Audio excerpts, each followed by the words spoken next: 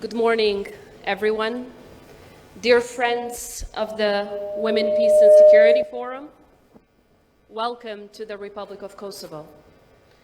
Your Excellency, President Vela, President Kalulaid, President Yahyaga, Vice President Senkebao Senor, dear Prime Minister Kurti, dear Deputy Prime Ministers Smarovic and Grubi, dear ministers, deputy ministers, members of parliament, representatives of the US government, the European Union, NATO, delegations from all across the world, members of our security institutions, excellencies, ambassadors, members of civil society, academia, local and international partners, dear media representatives, distinguished guests.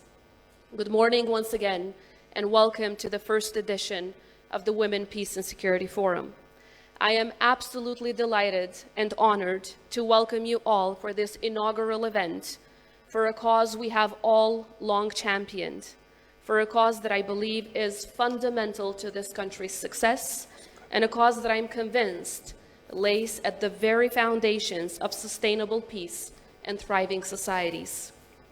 This forum today and the efforts to bring you all here together is the culmination of decades of struggle, strife, and success of the women of Kosovo and of women around the world. 22 years ago, the fierce, determined, and visionary women leaders across the world joined their voices to launch Resolution 1325, a historic act that is the cornerstone of what today is known as the WPS agenda. 22 years ago, we had that revealing global moment when the world started to realize that when discussing peace and deciding about peace, the voices of women are indispensable. It also became widely clear that when recovering and providing relief after wars and conflicts, we can only deliver successfully with the contribution and active engagement of women. But most importantly, it must be equally as clear to all of us that if we want to maintain, preserve, and continue to build peace, we can only do it with women sitting at the decision-making table. We have come a long way in our fight, but as we see in Ukraine, in Iran, in Cuba, in Afghanistan, to name but a few, a woman's right to be heard not only in matters of peace and security, but in matters of daily life and basic and fundamental human rights is being brutally fought through war and discrimination. The challenging reality is that women's rights are not just being tested, abused, and neglected in autocratic regimes around the world. These rights are even being challenged in democracies.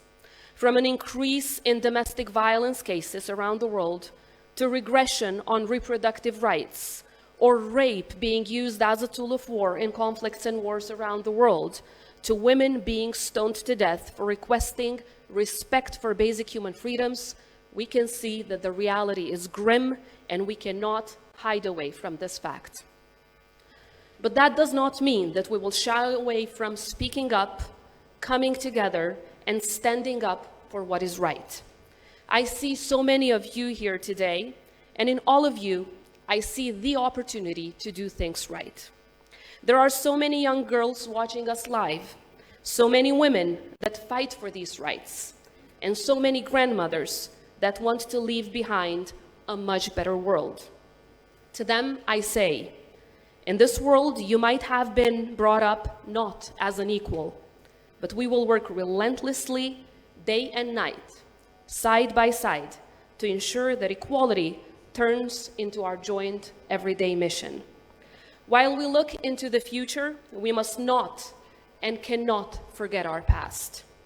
The history of Kosovo is the history of every woman who has removed a stone from our path towards equality. The women who led the peaceful resistance and the protests in the 90s. The women who took up arms to defend this country as part of our liberation struggle. the women who participated in peace talks, the women survivors of sexual violence and survivors of horrendous genocidal massacres, champions of justice, women in civil society and media who always fought for truth, women in leadership, but also women in all walks of life who never, ever gave up, no matter how difficult and no matter how thorny the road ahead. Because of them, and because of our joint and relentless effort, the future of Kosovo will be the future made for every girl and for every woman. Dear guests, we are humbled to see so many of you with us today. We are delighted to have the opportunity to bring together women and men from every corner of the world to discuss how we can move ahead on this crucial agenda over 2 decades on from the adoption of the UN Resolution 1325 on women, peace, and security. This year's theme, Building Alliances for Sustainable Peace, is about bringing nations together, big or small, to ensure that the challenges in implementing this agenda are met, but also how we can find ways in which we can build new partnerships to not only we move ahead, but also move ahead collectively as well as sustainably, to ensure that change is not only positive, but also permanent. I want to take this opportunity to thank all our speakers, panelists, and audience members who have traveled far and wide to be here today, from 33 countries, from 6 continents, with more than 120 speakers and over 500 participants. This is a testament to the acknowledgement of the importance of this agenda, as well as an acknowledgement that as we all convene here today, the world we now have is no longer the world we knew. As we speak, the people of Ukraine are being faced with the horrors of a brutal, unjust, and unprovoked war. We have today among us a member of parliament from Ukraine and journalists from Ukraine. We are honored to be able to host you, to welcome you, and we truly appreciate you joining us while you are fighting to defend freedom and democracy, not just for yourselves, but for all of us. What you, your people, and your country are witnessing brings back vivid memories for our people and so many in our region.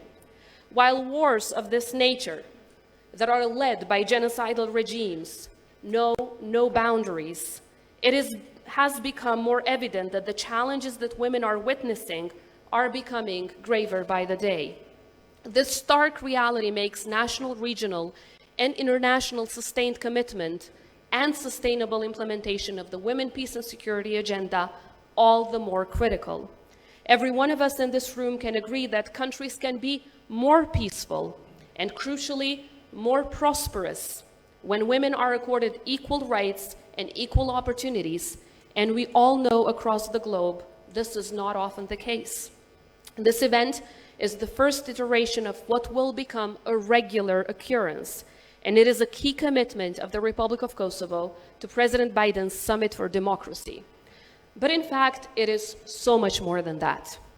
So it only seems fitting that this forum is dedicated to the legacy of one of the biggest champions of women, peace, and security, the late Madeleine Albright, the former Secretary of State of the United States of America, who was initially planned to be the keynote speaker for this event when we had planned it and discussed it with her many, many months ago. But it's sadly unable because she passed away in the meantime. Madeleine Albright will remain a historic figure in this country for her contribution to securing our peace and our freedom. But to those of us that had the opportunity to follow her work, to meet her, or to know her, she remains so much more than just an important figure in history. Madeleine Albright was an inspiration, a trailblazer, and a beacon of hope. She was our voice when we had no voice.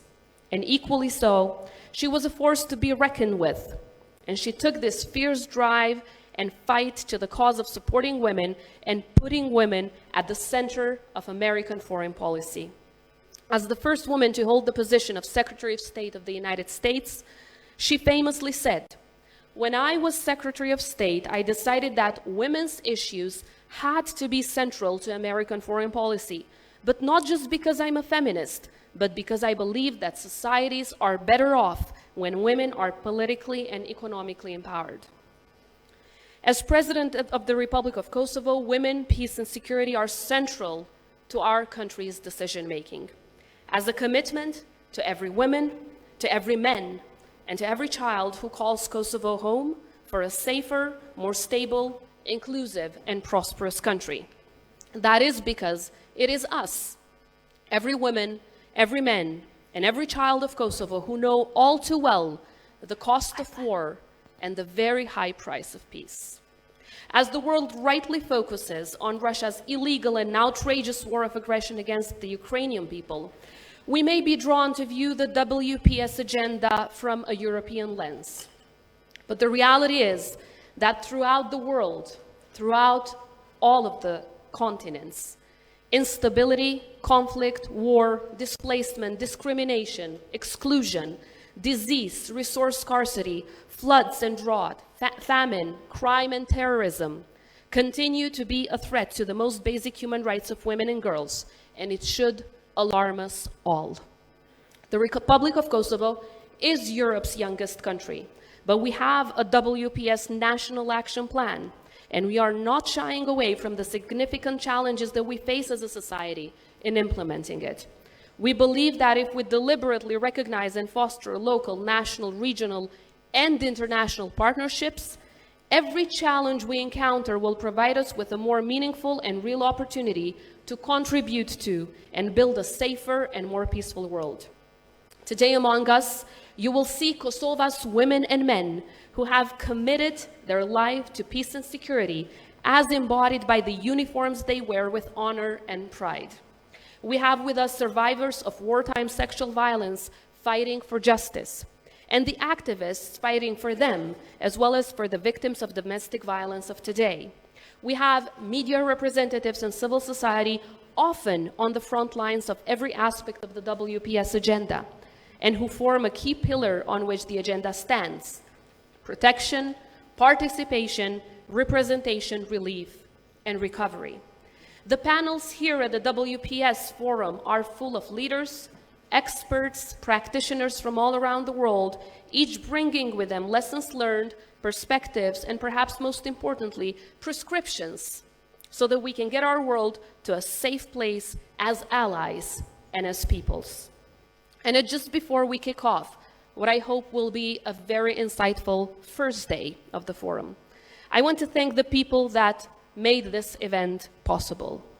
I want to thank the Ministry of Foreign Affairs and Diaspora for their support, especially our state protocol. I want to thank Kosovo's police and all of our security institutions for their professionalism and dedication. I want to thank our partners and sponsors. I want to thank the venue staff, and thank you, most importantly, to my team for their relentless work in realizing a project so close to our hearts. Once again, dear friends, while I'll welcome you all to this year's edition of the Women, Peace and Security Forum, I hope that in the next 2 days, we can jointly reflect how we can act together in making the WPS agenda a true reality for every woman and every girl in our countries as well as beyond our borders. Let's all work together to live up to the legacy of Madeleine Albright, because as she said, it took us all quite a long time to develop a voice. And now that we have it, we're absolutely not going to stay silent. Thank you very much.